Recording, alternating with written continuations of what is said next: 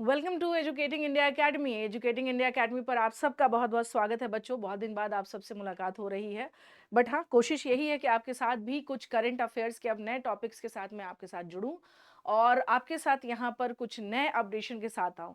Specially मैंने कहा भी था कि Hindu newspaper that is basically knowledge of hub कह सकते हैं, ज्ञान का समंदर कह सकते हैं। तो वो मैं एनालिसिस कराती हूँ, बट मेरी कोशिश होगी कि उसके ही कुछ जो सेगमेंट है, कुछ उससे रिलेटेड जो न्यूज़ है, मैं यहाँ पर आप लोगों के सामने लेके आऊँ। Because UPSC 2026 prelims is near about. अब तो इस साल जो है एग्जाम्स होने वाले हैं, सो दैट्स वाई यहाँ पर हम उसकी तैयारी के लिए यहाँ पर आपके लिए क्या है, यहाँ पर कुछ नए टॉपिक के साथ आएंगे, स्पेशली उस तरह से कि जो आपके लिए हाईली इंफॉर्मेटिव भी रहे और जो आपके लिए आपके इंफॉर्मेशन को बहुत इन्हांस करे और आपके सभी एग्जाम्स में आप इस पे क्या कर सके, rather it's prelims rather it's mains, और आपका चाहे इंटरव्यू ही क्यों ना हो, ये आपको सब जगह काम आएगा। तो आइए चलिए देखते हैं आज का जो हमारा टॉपिक है। बेसिकली हम लोग कौन से टॉपिक पे आज बात करने वाले हैं, वो है वेनेजुएला और अमेरिका के बीच का विवाद क्या है। What is exactly conflict in between the Venezuela and America USA. तो आइए इसके पीछे हम कुछ बात करते हैं कि यहाँ पर मामला हुआ क्या। ठीक है ना। तो इसके पहले कि मैं यहाँ आगे बढ़ूँ, यहाँ आपको एक बात मैं बता देना चाहती हूँ कि यूएस ने स्ट्राइक किया ऑन वेनेजुएला पर। ठीक है। अब सवाल ये उठता है कि वेनेजुएला जो है ये कहाँ है, ये कौन सा देश है। तो ये लैटिन अमेरिका का एक देश है वेनेजुएला, जो कि मिनरल्स में बहुत ज़्यादा रिच है। बहुत ज़्यादा इसके पास क्या है, रिसोर्सेज हैं। और चूंकि अमेरिका जो पूरा, जब हम अमेरिकी महाद्वीप की बात करते हैं तो एक उत्तरी अमेरिका है और एक दक्षिणी अमेरिका है। वेनेजुएला पड़ता है दक्षिणी अमेरिका में, साउथ अमेरिका में। और साउथ अमेरिका में रहने के बाद भी यहाँ पर हम क्या देखेंगे कि ये जो कंट्री है, यहाँ अभी यानी 2013 में यहाँ के जो राष्ट्राध्यक्ष थे, इनका नाम था ह्यूगो शावेज। उनके निधन के बाद यहाँ पर जिसका शासन शुरू हुआ, उनका नाम है निकोलस मादुरो। निकोलस मादुरो 2013 से लेकर के अब तक इनका शासन बना रहा। कई बार ये सवाल उठता रहा है कि इन्होंने यहाँ पर इनडायरेक्ट वे में डिक्टेटरशिप भी शुरू कर दी थी, तानाशाही की सरकार थी वेनेजुएला में। लेकिन चूंकि यहाँ पर बड़े लेवल पर बदलाव हुए और ये भी है कि निकोलस मादुरो की सरकार आने के बाद कोई और सरकार नहीं आ पाई। हालांकि कई बार विपक्षी जो है इसकी आलोचना करते रहे हैं कि वेनेजुएला में लोकतंत्र को कमजोर किया जा रहा है। इसके साथ साथ हम क्या देख सकते हैं यहाँ पर, इसके साथ साथ हम ये भी देख सकते हैं कि वेनेजुएला जो है यहाँ पर यहाँ की इकोनॉमी बहुत ज़्यादा अनस्टेबल होगी। कई बार ऐसा न्यूज़ आया कि यहाँ के लोग सड़कों पर उतरे हैं। कई सारे लोग यहाँ से डिस्प्लेस्ड हो गए हैं, वेनेजुएला छोड़ करके वो कहीं और चले गए, क्योंकि यहाँ की इकोनॉमी जो है वो पूरी तरह से ठप हो चुकी है, या हम साधारण शब्दों में कहें तो बिल्कुल ध्वस्त हो गई है। अब सवाल ये उठता है कि ऐसे में जो है ये जो एक्शन अमेरिका के द्वारा लिया गया। अब आपको यहाँ बताना चाहती हूँ कि उत्तरी अमेरिका, जब से मिस्टर डोनाल्ड ट्रंप का शासन आया है, दुनिया में एक हलचल सी मची हुई है।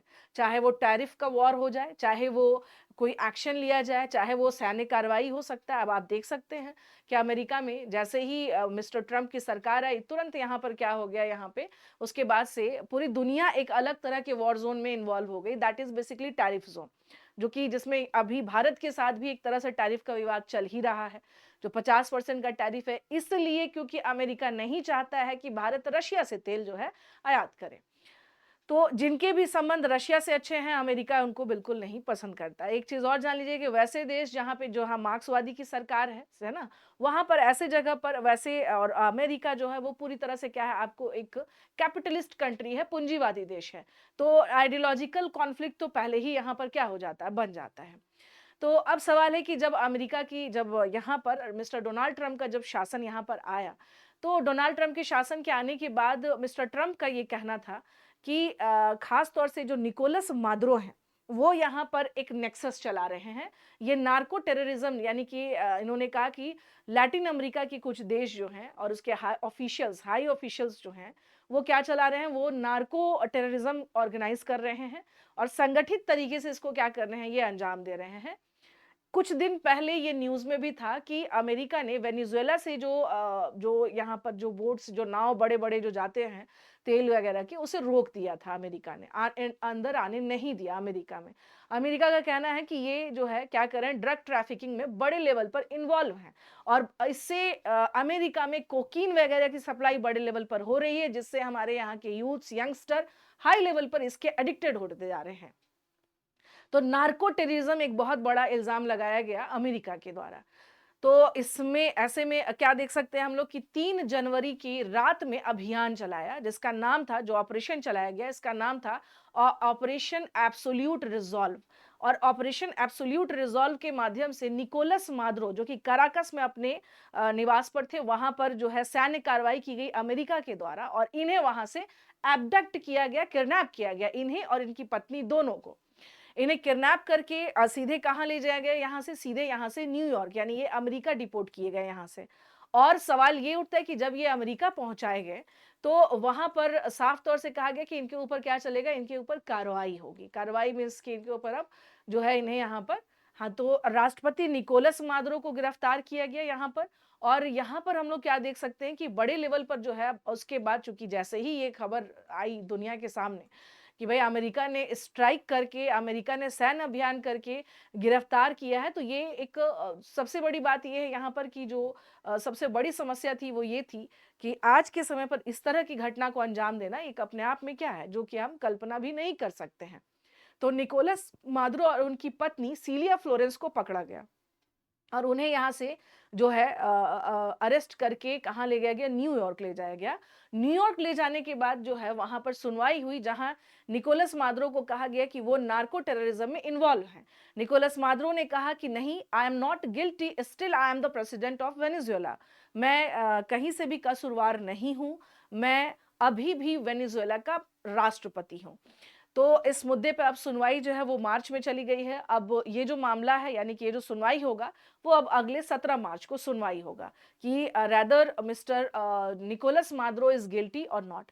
तो ये तो हो गई घटना कि भई वहाँ पर जो है इनको अरेस्ट किया गया और ये अब अमेरिका डिपोर्ट किए जा चुके हैं। लेकिन इन सब के बीच जो है, यानी अब इस वैक्यूम वाली स्थिति में, इस शून्यकाल वाली जो स्थिति हम देख रहे हैं यहाँ पर, तो यहाँ पर इनके जगह पे जो यहाँ के वाइस प्रेसिडेंट रहे, उन्हें कहा गया कि ये क्या करेंगे, सत्ता संभालेंगे। सत्ता मीन्स एज वेनेजुएला की सुप्रीम कोर्ट ने ऐसा आदेश दिया कि वो यहाँ क्या करें तब तक। हाँ, ये जो संवैधानिक संकट के बीच उपराष्ट्रपति डेल्सी रॉड्रिग्स को कहा गया कि वो जो है कार्यवाहक राष्ट्रपति के तौर पर नियुक्त हो जाए। तो जहां वेनेजुएला में ऑलरेडी जो है यहाँ पर मामला बहुत जो है अलग लेवल पर चल रहा था। अब अचानक से, चूंकि कई बार यहाँ पर यहाँ की इकोनॉमी भी सही नहीं थी, कई बार यहाँ के लोग सड़कों पर उतर आए, कई बार हल्ला हुआ, हंगामा हुआ, उसके बावजूद जो है वेनेजुएला में कई लोग यहाँ की सरकार से खुश नहीं थे। तो उसके बावजूद जो है अभी भी हम क्या देख रहे हैं कि दो पक्ष में पूरी दुनिया बटी हुई है। एक धारा का ये कहना है कि यहाँ जो हुआ ये सही नहीं है और ये पूरी तरह से क्या है, संविधान को परे बताते हुए इंटरनेशनल लॉ की अवहेलना हुई है, अमेरिका ने इसे नहीं माना है। अमेरिका का कहना है कि वो यहाँ पर क्या कर रहा है, वो यहाँ पर जो है यहाँ पर अमेरिका का जो कहना है, उसका ये कहना है कि मैं यहाँ पर जो है खास तौर से जो अमेरिकी महाद्वीप के आसपास में जो पूरा रीजन है, जिसमें एक मुनरो डॉक्ट्रिन का सिद्धांत है, ये जो है राष्ट्रपति जो है मुनरो जी के द्वारा दिया गया था। इसमें यह है कि अमेरिका, यानी पूरा नॉर्थ अमेरिका और साउथ अमेरिका को बाहरी हस्तक्षेप से बचाना है, चाहे वो अमेरिका, चाइना, रशिया हो जाए, कोई भी, या यूरोप हो जाए। तो अमेरिका का कहना है कि हम उस सिद्धांत का पालन कर रहे हैं, क्योंकि वेनेजुएला पर पूरी तरह से प्रभाव है किसका, चाइना का, रशिया का, ईरान का, क्यूबा का, और ये हो सकता है कि एंटी हमारे लिए काम करे, जिसके लिए हमें ये कदम उठाना जरूरी था, ये कहना है अमेरिका का। और साथ के साथ यहाँ पर हम देख सकते हैं कि अमेरिका ने 2020 में ही ये इल्जाम लगाया था कि नार्को टेररिज्म में ये पूरी तरह से इन्वॉल्व है। साथ के साथ अमेरिका ने यह भी कहा है कि यहाँ ह्यूमन राइट्स का वायलेशन हो रहा था, जिसको देखते हुए हमने ये स्टेप उठाया है। तो इस प्रकार से अगर कहा जाए तो अमेरिका ने साफ यहाँ पर कह दिया है कि जो भी यहाँ पर उसने स्टेप उठाया है वो ध्यान में रखते ही। लेकिन एक चीज है जिस पर कि मिस्टर डोनाल्ड ट्रंप ने साफ तौर से यहाँ पर यह बात कही है कि अब वेनेजुएला के जो तेल हैं, जो रिसोर्सेज हैं, वो सब किसके अंडर में रहेंगे, वो सब अब अमेरिका के अंडर में रहेंगे। अमेरिका इसे फिर से रिबिल्ड करेगा। हालांकि अमेरिका का कहना है कि इसे फिर से रिबिल्ड करने में अच्छा खासा जो है डॉलर इसमें खर्च होने वाला है, बट स्टिल हम इस काम को करने वाले हैं। तो इस प्रकार से अगर देखा जाए तो ये पूरा का पूरा मामला जो है, यहाँ पर एक सवाल ये भी उठता है कि क्या फिर से साम्राज्यवाद की शुरुआत हो गई है, क्या फिर से अमेरिका ने दुनिया में जो है इंपीरियलिज्म की शुरुआत कर दी है, क्योंकि जो पूर्व अनुभव रहे हैं, जैसा कि अमेरिका का कहना है कि हम यहाँ बदलाव लाएँगे, चाहे वो इराक हो जाए, चाहे सीरिया हो जाए। हम देख सकते हैं कि सिर्फ़ और सिर्फ़ रिसोर्सेज़ का दोहन हुआ है, उसके अतिरिक्त कुछ ऐसी व्यवस्था नहीं हुई है जिसमें कहा जाए कि बड़े लेवल पर चेंज हुआ हो। तो क्या आने वाले समय में जब हम वेनेज़ुएला की बात करते हैं, तो क्या वेनेज़ुएला में कुछ वास्तव में परिवर्तन होंगे या वेनेज़ुएला अब सिर्फ़ और सिर्फ़ अमेरिका के हाथ की कठपुतली बनकर रह जाएगा और उसके रिसोर्सेज़ जो हैं वो अमेरिका के द्वारा दोहन किए जाएँगे? ये देखना महत्वपूर्ण होगा। धन्यवाद, इसी तरह से जुड़े रहिए आप सभी लोग एजुकेटिंग इंडिया अकेडमी के साथ।